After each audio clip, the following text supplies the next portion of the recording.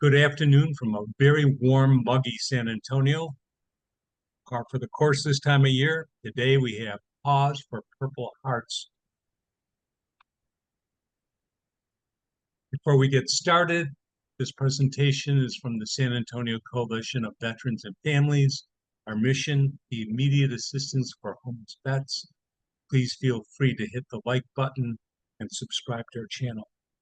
We're very fortunate today to have our guest speaker, Roxanne Villanova, someone I've had the pleasure of meeting. Mission, this is right from their website and the mission statement. We were talking before, the thought of dogs being of assistance to people has grown in our society in the last few years. There's contact information. Again, to reach their social media, their website, their Facebook page. Roxanne, thank you for joining us today. Sure, great to be here. That's good. Yes. As I'm getting out of this, how did you get involved with all this? Sure. So July 1st, which is in a couple of days from now, I will be celebrating my 2-year anniversary working with Paws for Purple Hearts. When I came here, a little background to myself, I have been in the nonprofit fundraising world for over 20 years with various organizations, and how I found myself to Paws for Purple Hearts has a little bit to do with my career trajectory, but also a personal background of myself. I am a daughter of a veteran, a cousin of many veterans. Me and my siblings did not serve as my father did. He was in the military army. He did retire when I was the youngest of 4. Always been in the military community, grew up in different bases through my childhood. When my dad retired, grew up in El Paso, very big military base with Fort Bliss there. And it was just a very active part of me. So as I moved through my career, in my former position with Salvation Army, I got to write a lot of grants, talk to a lot of veterans, served on several veteran coalitions, working with that. And when I decided to go ahead and move on in my career, I was looking for a veteran organization. I found Paws for Purple Hearts right up my alley, working with veterans, and my passion and love for dogs. I always loved dogs growing up. I grew up on a farm, so it is there. So you best of both worlds came here. I get to do what I do every day, fundraise for this organization, which is a very worthy cause. You did see our mission statement. Thank you for putting that up there. So we do train service dogs for veterans and active duty military personnel. So continuing that personal mission of mine to continue helping veterans. I saw my dad. I'm seeing my dad and witnessing what he's going through right now. As an aging veteran, he came back. He actually was a Vietnam veteran. That is a part of his life he never talked to us about as children.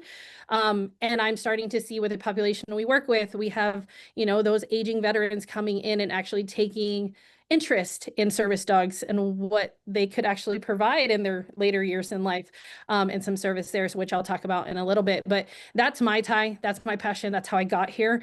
I love to do this. I get to work with the team and go out and do presentations like this and share information about service dogs and how important they are, especially with these mental health veterans coming back. They call them the unseen damages of war, and we are working with those veterans every day. So that's my purpose and my mission and how I got here. How does the typical veteran even get involved in an organization like Sure. yours? Yeah, so we try our best to stay connected to other VSOs, veteran service organizations in the community. Sometimes it is word of mouth. They maybe went to Endeavors or another seeking services for mental health or finances or whatever. And by connections with those organizations, sometimes we get a phone call saying, hey, we have a veteran who's asking about service dogs. So that is the first step, getting in front of veterans, getting out there for tabling events, working with different organizations, VSOs, things like that, to make sure that when we have that question, they pick up the phone, they call us. It is a simple application initially. We have an open application policy on our website, so they can go on. We initiate that phone call, tell them what service dogs are. So just for the people listening here, how this works, for our particular organization, we breed our own service dogs. So we do have a sister organization called Bergen University that's out in Oregon. They have been part of us as our nonprofit status, and we do have sites just like the one here that I run in San Antonio, in California, Tacoma, Washington, Alaska, Virginia, and then we are the only ones in San Antonio.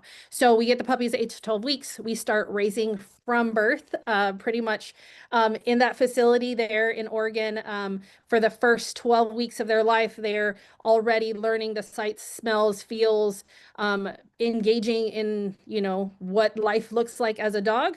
And then they are basically sent to us here locally at our different sites, and they stay with us for 2.5 years. Where the veteran comes in, it takes 2.5 years. I tell veterans every day, their dog might not even be born yet. So it's okay to be in this process. It's okay that it takes a little bit of time. The process does take from application to wait list, can take some 6 months to a year to get the whole application filled out, to make sure that it is the right best fit for you. And our organization provides the type of dog you might be needing or needing service from. There are different types of service dogs, just education purposes. So there are service dogs like ours. Ours are trained specifically for mobility assistance. So they do retrievals, they do polite tugs, they can retrieve items such as credit cards, phones that fall on the floor, their own leashes. So if people have back problems, they don't have to bend down. They do retrieve medications. They do open and close refrigerator doors so they can retrieve items for those individuals who might have some struggles there. But we also do psychiatric support. So our focus is like traumatic brain injuries and post-traumatic stress disorder. We work with veterans facing those and might want to receive a service dog. So we ask those questions. So our dogs are also trained for interrupting night terrors, interrupting maybe when there's an anxiety crisis that person might not be understanding that the anxiety is coming on. Those dogs can sense that and start doing a little light nudge or a polite greeting in their lap and say, hey, I'm here. It's okay. Things are going to be all right. So they have that calming presence for that therapeutic support that some of our veterans might be needing. So we train in those 2.5 years for all, because we have no idea where that placement is going to be. But once that application is filled out, they talk to our client manager. We're talking about like doggy dating. It's actually pretty interesting, the science that goes behind it. We're talking about daily life expectancy. What does your day look like? Do you go to the grocery store often? Do you order groceries and you stay inside? Is this something that you're looking for a service animal to companion you through life? And there's certain tasks that those companions will provide. Is it, you're very active, we're going to need an active dog. If you like to go running every day, trust me, our dogs, there are very specific dogs that will love to join you. And there are specific dogs that are like, look at you and say, how about I take a nap and you go run? And I'll be right here when you get back. So we just have to be very careful on that placement. And that's what the application process is about. It's learning all about the veteran themselves, what their needs are, what their family support looks like, making sure they're on board with because the dog doesn't just come home and it's magic. There's work behind the scenes that happen once they receive their dog. Our dogs learn over 100 commands. They can even potty on command. So it's amazing the things that these trainers dedicate their lives to in our facility every day. That's the work that I do. I support the funding that goes into all of that. From the time they get here to the time they leave, it could cost our organization up to about $35,000 per dog that we are training. And then the veteran receives all of that absolutely free. We bring them in for 2 weeks. We pair them together. We make sure the match is a good match.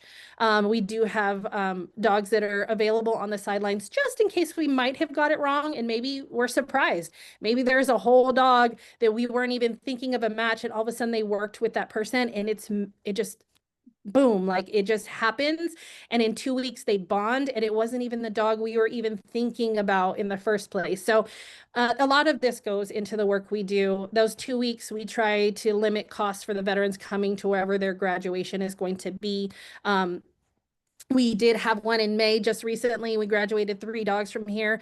2 of those dogs are now living in Virginia with their veterans, and one in Florida helping with a therapeutic clinic that is helping military children work through some of their mental health issues. So that dog's going to be doing veteran services and helping veteran families in Florida. So we also do facility placement. So we look for agencies, coalitions, mental health professionals, the VA office, different places where maybe a good match, somebody would want to have a facility dog of ours work through that process. We just require 50% remain working with veterans, and then we can do placement that way. So that's the placement. That's our mission side. That veteran goes through the process. They get invited for the 2-week stay here. They bond with their dog, and at the end of 2 weeks, we pass the leash in an amazing ceremony, and then they go home, and it's so beautiful. We touch base with them at 6 months, a year, and then within that next year, we still call, we do virtual visits, home visit, things like that. And then after 2 years, basically we start tapering. We're still there as an agency to help them if they need reskilling or if there's something with the dog, just to make sure that they're doing well as a team, and warrior buddies out there. But then, yeah, that dog, once placed and everything's good, that dog could stay with that veteran or that facility for up to 7 to 10 years before they retire. So it's a beautiful process when that all happens magically. But the question always goes, and I'm probably helping you. You're not asking me a lot of questions. I'm probably answering all the questions for you. But the second part of what we do, I say it's the heart, because I did mention veteran suicide. Our focus not only is the mission to match, because we've seen when that match is perfect, there's a reduction of medication. They have a good relationship with their friends and family that maybe they wouldn't have to. Maybe they were self-isolating. This gives them, that veteran, an opportunity to go out to the grocery store and feel more empowered that they can do the daily tasks and not have to have, quote unquote, they see it as the burden of that family member care person tagging along with them everywhere they go. It could have that judgmental feeling, even though it's not. It's out of love and care that we support our veteran family members, right? But a dog is non-judgmental. A dog you can mess up and it's just gonna look at you and, okay, let me give you a piss and let's keep going. We're gonna give face kisses and we're gonna snuggle and we're gonna walk across the street and we're gonna be good, and I'm gonna take care of you and you're gonna take care of me, right? So it gives them that empowerment feeling, to have that. We do have a story of a veteran who, he's a brute military man, right? He served in the Navy. He has 2 businesses outside of work, and he had a lot of back problems. He was matched with one of our dogs for some mobility assistance, and it has allowed him to travel without his wife. His wife would have to travel with him on business trips, and she had to give up her career to kind of go with him and do some things. Well, by receiving this dog and just having that companion and making sure he doesn't have the falls, or he can walk and get out of bed, it has provided him that ownership. He can travel without his wife tagging along and feeling like she's there babysitting him, right? She gets to have her life back. So it's a multiple impact of the family and the friends. It's not just the veteran themselves, it's her impact. She thanks us for giving her life back. She doesn't have to be that wife babysitting her husband. She can be a wife. She can love him and see the man that he was when she married him, and not this guy she has to take care of. He was this brute, military man, and he served his purpose, and to come back and, feel weaker. We don't want our men to feel weaker than, or our ladies feel weaker than. They saved us. They're our warriors, right? We want to support them in what we do. So we want to give that empowerment back. And we've seen that happen as well. But I refer back to the veteran suicide. There are 17 veterans that commit suicide every day. That is a statistic that's been running since 2023. We have, there's been many organizations, things like this. So we talk about mental health now. It's in the forefront of what we do. I just attended a Wounded Warriors convening just recently last week, and we had a whole bunch of people talking about, how do we help our veterans when they come back from serving, especially our younger ones who, might, they don't want the stigma. I mean, all levels of veterans, we see the stigma of, we can't talk about mental health like that, because it might defeat us in the ranking when we want to go up, and climb up that military ladder. We don't talk about it. We just put those things aside until yeah, now you've retired and now you're in the civilian world and now we got to deal with some stuff, right? We see a lot of veterans dealing with that. We get referrals from the VA. We are grateful for partnering with them and have a great relationship. They do refer PTSD clients and depression clients. We put them in cohorts, so they can go to their VA doctor and we can say, oh, mental health professional, if it's either mobility assistance or one of the psychotherapy ones, they can talk to their counselor at the VA and say, hey, I heard about this program, Paws for Purple Hearts, where we get to train dogs. What is that about? So what that is about is we actually put cohorts of about 6 to 7 people at a time with the same kind of diagnosis, same parameters. The VA does those studies for us. We are not mental health professionals. We don't teach mental health. We stay in our lane in the dog training world. So they put them in cohorts. They have a specific subset. It works, whatever their regiment they're using. And they come in and we talk about dog science. We talk about, what that looks like to have a service dog in the home. A lot of times they have personal pets or they will have personal questions on how to train their own dogs. We've seen veterans who maybe served in a capacity in the military where they had service dog units where they were serving. So they want a connection back with the military animal that they had while they were in service, and it gives them that impact, right? Almost all the time, they're never thinking for themselves down the line. They're always like, oh, okay, how can I help somebody else? That's where our tagline is Warriors Helping Warriors, because in this program, it's Canine-Assisted Warrior Therapy. They come in, they learn about dog training, and they get 45 minutes to an hour of hands-on dog training. So they are working with our trainers to reinforce skills, simple tasks such as sit, with light treating going on. There is maybe for TBIs, we do a soldier recovery unit at BAMC. So we take the dogs out there, simple grooming tasks, hand-eye coordination. We talk with the occupational therapist to see what is it that you're working on. Like I said, we're not mental health professionals, but we'll take advice on maybe these issues we can talk about in session, and our trainers will bring it up in relevance to the dog training aspect and what the psychology of dog training looks like. Maybe what to use the mind of how a dog thinks helps them think about things that they normally wouldn't think about in society, how it works. And almost 100% of the time, a lot of them have questions on how to apply for a dog when they're done. Either that or how do I come back? Because my sessions are 8 weeks and that's it. And they're intensive and it's once a week for 8 weeks. And then we kind of say, well, where are your next steps? Where can we help you with another veteran organization? Where are you going now? Because we don't have anything for you to supplement, but you can come volunteer with us. You can apply for a dog. And then we also have an opportunity where we call puppy parenting, which that's part of our volunteer, which I'll get into a second. But during that, we are part of a case study right now through Paws Act. That's all I can really mention it because it is a case study with the VA. A lot of people are very like, well, what is the VA doing now to help our veterans? I will tell you, it's hush hush. We know this in the military world. Sometimes it's hush hush. We don't know all the information up front. I will tell you, being on this side of the house, there's not much I can say about the Paws Act itself. It was deemed into existence through the VA 5 years ago. We are part of a case study working together information to see how specifically service dogs do help and support veterans coming out of the military who are focused on PTSD, depression, and other elements of mental health. We are in the 5th year. So thank goodness the study is almost complete where all of that information can almost be shared with the population and what's going on. But I say stay tuned. There's great information. I think we're going to see a big boost in the service dog industry in terms of what regulations, what it is that we're doing as organizations to help support.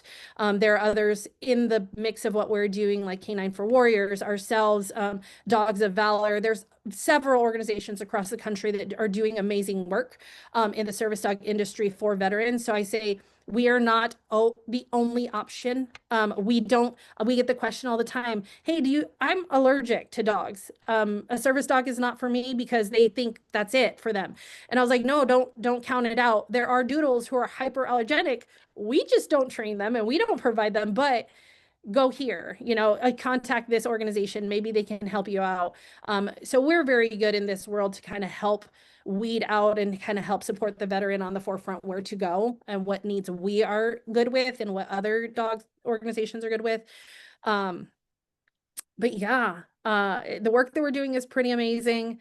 Um, we're out there in the community. I came here 2 years ago and had no idea, had never heard of Paws for Purple Hearts. So that has been my mission in the 2 years that I've been here, is to get it in people's names, get it in their mouth.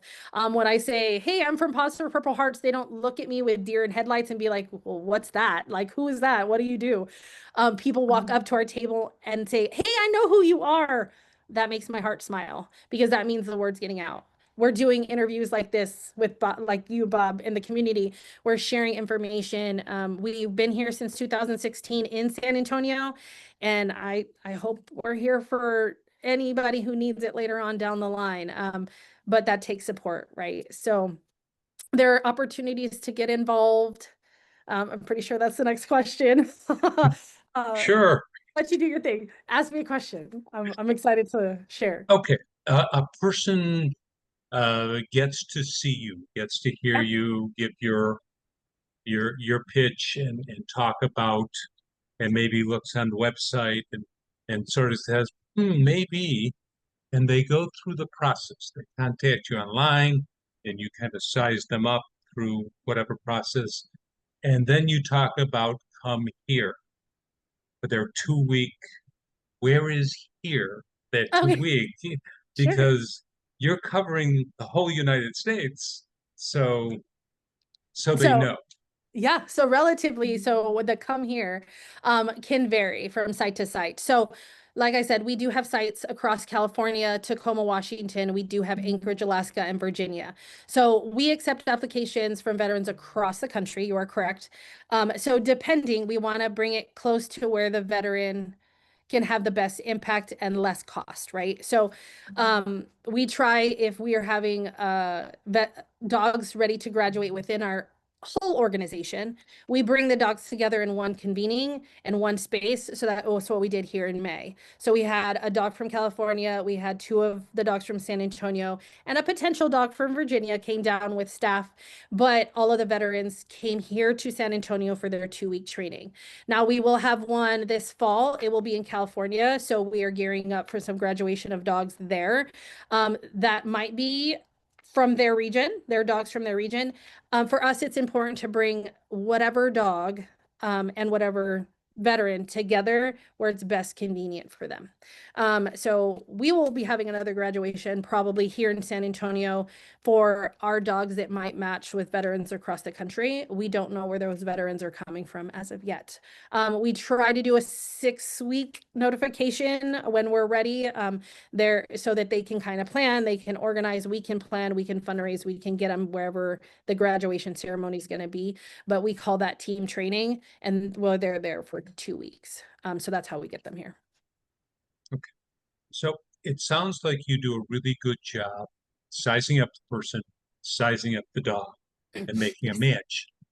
If there are problems down the road, Mhm. um, is everything handled virtually? Does someone go to the vet's house?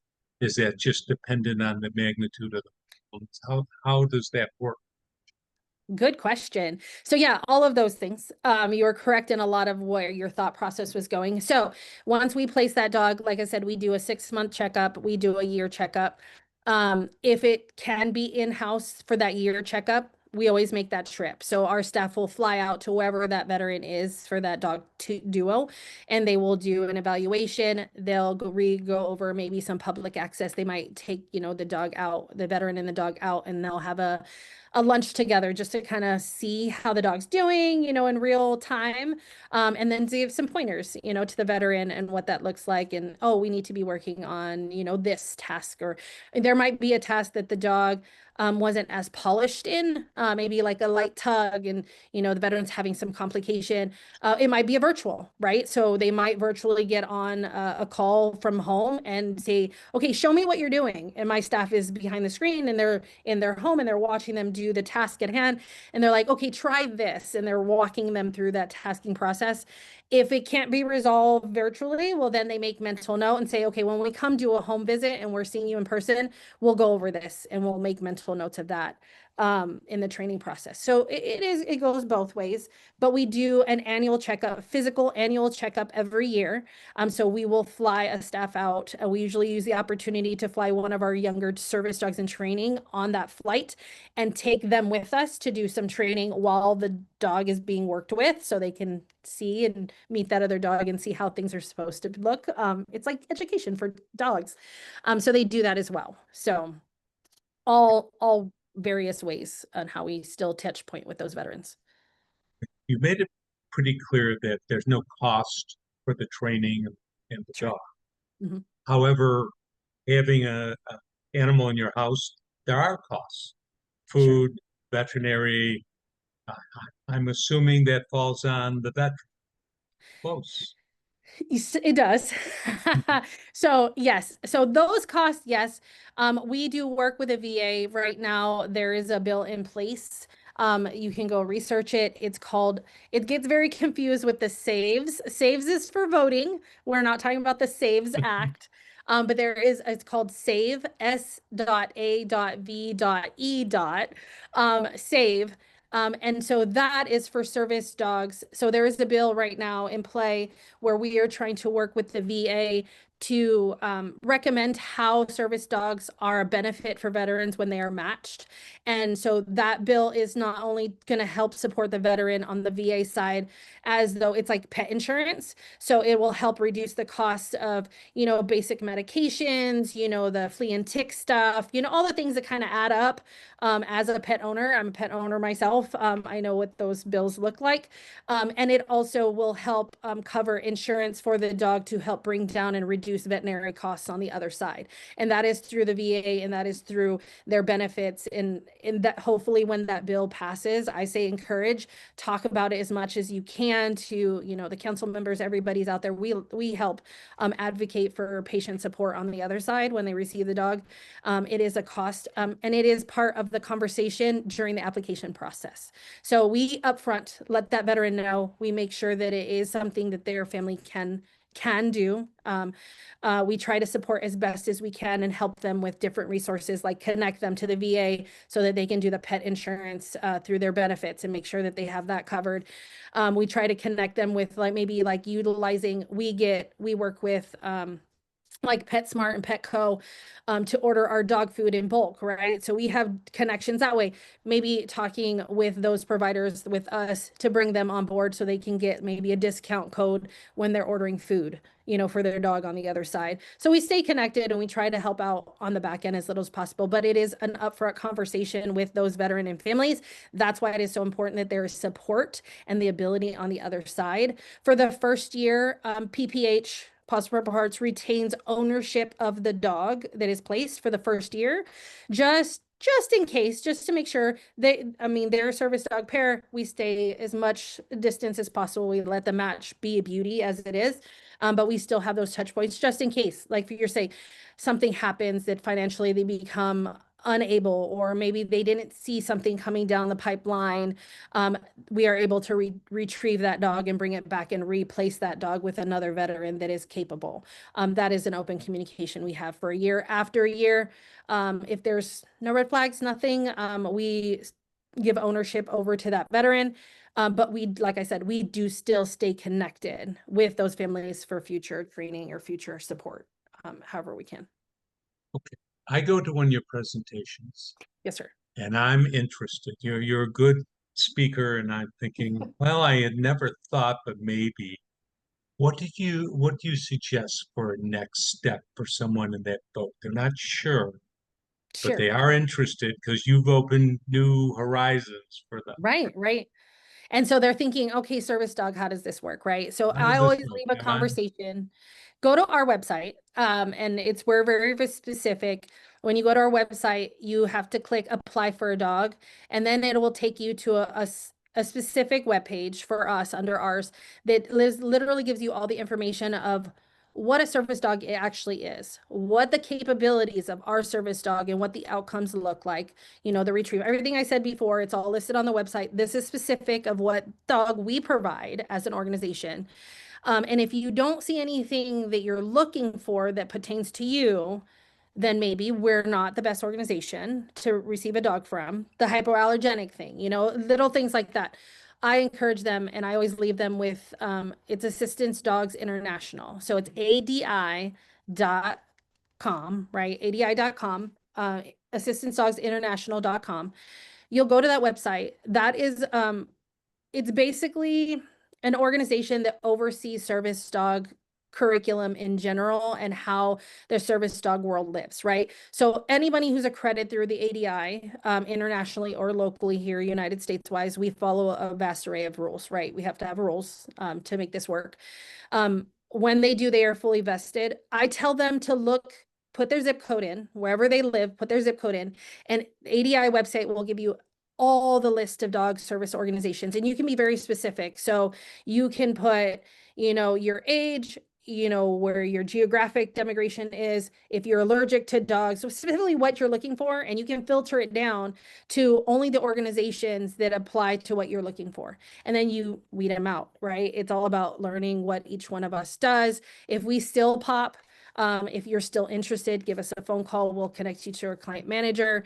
But if it's a good to go, it's filling out that application and taking that next step and making that client manager connection, because then you will actually be talking to a human being and not just filling out a form. You'll talk to a human being. They will hear everything you are, and maybe we're not right. So every step of the way, we're asking that question. Are you still good? Is this still what you want? Is this still what you're looking for? If not, okay, let me give you resources, because we want to make sure. It's a lengthy process. We don't want to take 6 months of your life filling out an application that at the end, you're going to be like, well, this didn't work for me, and now I have to start all over again. We want to make sure that we're helping you in every step of the way, or connecting you with an organization, because their process is probably similar. The match is super important to all of us. So that part we want to get right. Okay. I got a question for you.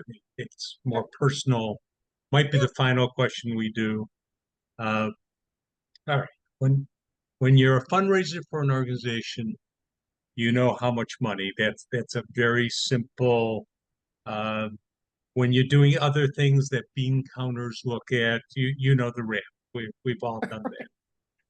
But for you, at the end of a long week, and you've given a number of presentations, and you look at all the calls you got to return and all the email you got to answer, what allows you to sit back and be very satisfied with what you're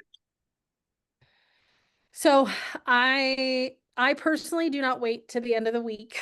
doing? I do daily wins. In the nonprofit world, I learned this from a mentor of mine a really long time ago. It's really looking at the daily wins, right? What did I do today to make the needle move forward in the positive direction? And that could be just literally finishing one task that actually helped a mission. It could be sitting down and talking 10 minutes to one person and helping them figure out if this is right for them or not. It's calling that donor who hasn't heard from us in a year and a half and trying to say sorry, not understanding how that happened, and saying, okay, how can I get you on, like how often do you want to be called, right?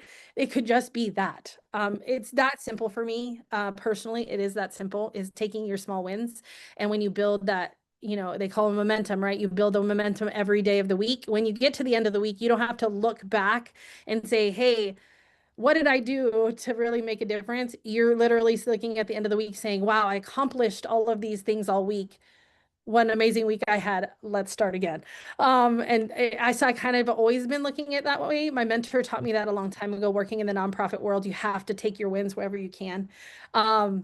And sometimes you feel like I did nothing today, but if you can find that one thing, that one conversation or that one turning point in, the budget, you're sitting there and you spend a whole day on budget, and we know how tedious those days are. We're weeding through all the mess, but you're like, wow, okay, I saved the company $100 by switching, I'm going to say switching to Geico, right? No, like it's that whole notion is, where do we save, right? And it could be, our win a couple of months ago, with the heat in San Antonio, running the AC all day, making sure our dogs don't overheat inside, those kind of things. Electric bills can be kind of high sometimes, right? Sure. So we went from like a $400 a month bill, to the very next month, we did a little conservation. We turned lights out in rooms we weren't using. It's the little things, right? Well, Our win that week was, guys, last month we spent $400 in electricity. We only spent $200 this month. That's great. We have $200 more that we can put back into programming or back into the dogs, or that's a win. And people don't see those small wins every day, right? They see the big wins that happen in public. They don't see the little things that really move the needle forward. So that's personally how I deal with all of that. Super. Any last thoughts?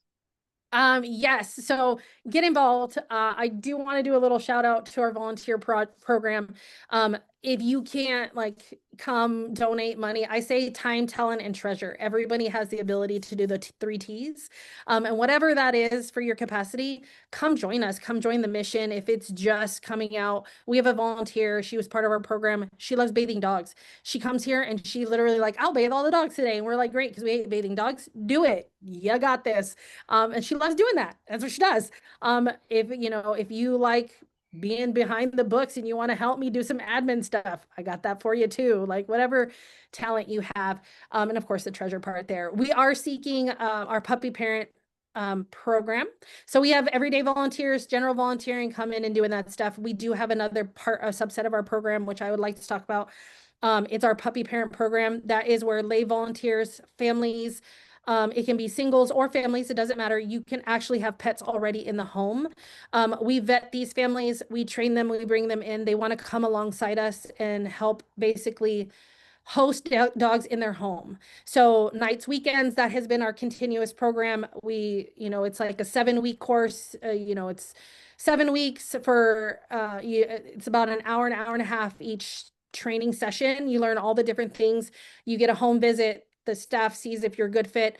And then you're open, available if we have a staff who's going on vacation. Like right now, she's been gone the whole week. All the dogs that are on her string are actually in homes for hosts. So they're nights, weekends, those things. But we are adding an element, which we're looking, hopefully people will be encouraged to join us. We are hosting dogs when they come to us as puppies. So, those that are really want to take that next step, they're puppy raisers. And that is a new part of our program. Call us if you want more information. Haley on our team, she's running that program. But it's literally when they come to us at 8 to 12 weeks, they go directly into the host family. They will help raise that dog for the first 6 months. So polite greetings, getting them engaged with the community, teaching them basic house skills. Sorry, potty training is included in that, but hey, it's for everybody, right? It is part of life. But at 6 months, working with our team to drop them off for school. So they'll do Canine-Assisted Warrior Therapy. They'll go home back to the host family. And then at a year, we fully bring them back into our facility, back on the trainer string. And then that last year is all about polishing and those command training and making sure the dog is trained the way it needs to. We are hoping to get at least 5 more by the end of December 2026. So if you are interested, that is something that you maybe, people think that if I got kids, I can't do that. The kids will get attached.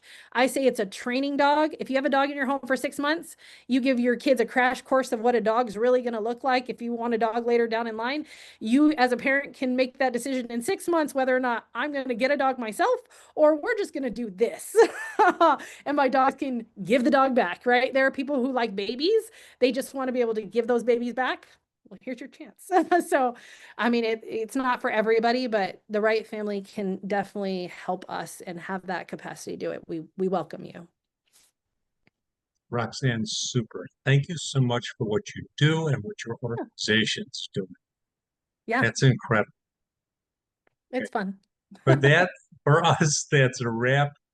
Obviously, people should check you out, get more involved, especially if they want to be involved with things like puppy raising.